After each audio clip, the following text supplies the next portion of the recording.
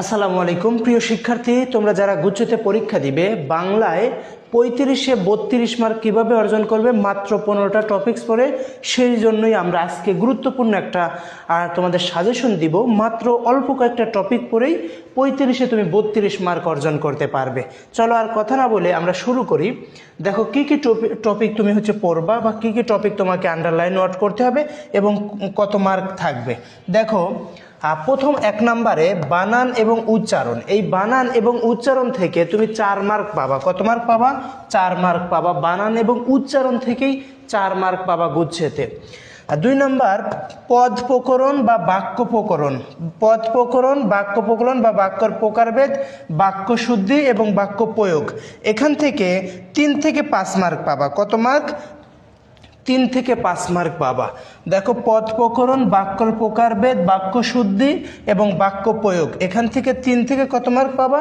3 থেকে 5 মার্ক পাবা। এছাড়াও সন্ধি এবং উপসর্গ থেকে 2 মার্ক। সন্ধি এবং উপসর্গ থেকে 2 মার্ক।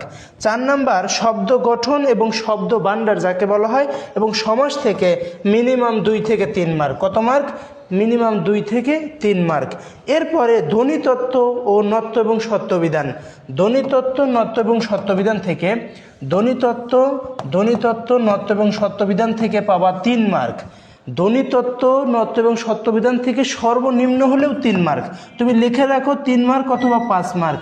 ধ্বনিতত্ত্ব, নত্যবিধান এবং সত্যবিধান থেকে সর্বনিম্ন হলেও 3 থেকে 5 মার্ক।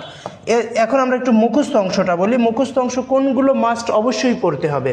সমার্থক শব্দ, বিপরীতার্থক শব্দ, সেখান থেকে পাবা 3 মার্ক। সমার্থক শব্দ, বিপরীতার্থক শব্দ থেকে তুমি কনফার্ম 3 মার্ক পাবা। বাগধারা এবং এক কথায় প্রকাশ থেকে সর্বনিম্ন হলেও 2টা। বাগধারা এবং এক কথায় প্রকাশ থেকে সর্বনিম্ন হলেও 2টা। পারিভাষিক থেকে 2টা। কি?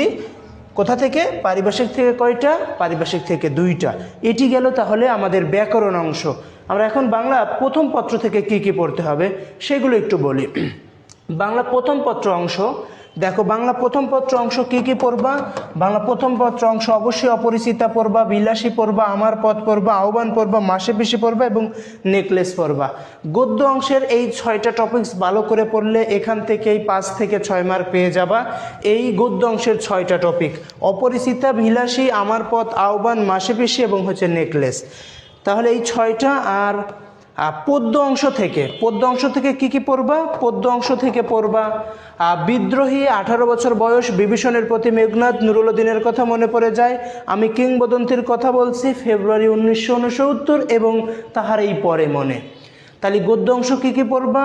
বিদ্রোহী, 18 বছর বয়স, বিভীষণের প্রতি মেঘনাদ, নুরুল উদ্দিনের কথা মনে পড়ে যায়, আমি কিংবদন্তির কথা বলছি, ফেব্রুয়ারি 1969 এবং তাহার এই পরে মনে। এইটা গদ্য অংশগুলো পড়বা। এরপরে সহপাঠ থেকে অবশ্যই পড়তে হবে। সহপাঠ থেকে অবশ্যই লাল সালু এবং সিরাজউদ্দৌলা। সহপাঠ থেকে অবশ্যই লাল সালু এবং সিরাজউদ্দৌলা। আশা করছি এই যে টপিকগুলো বললাম, এই টপিকগুলো যদি তুমি ভালো করে পড়ো, আমি এতটুকু ইনশিওর করতে পারি 35-এর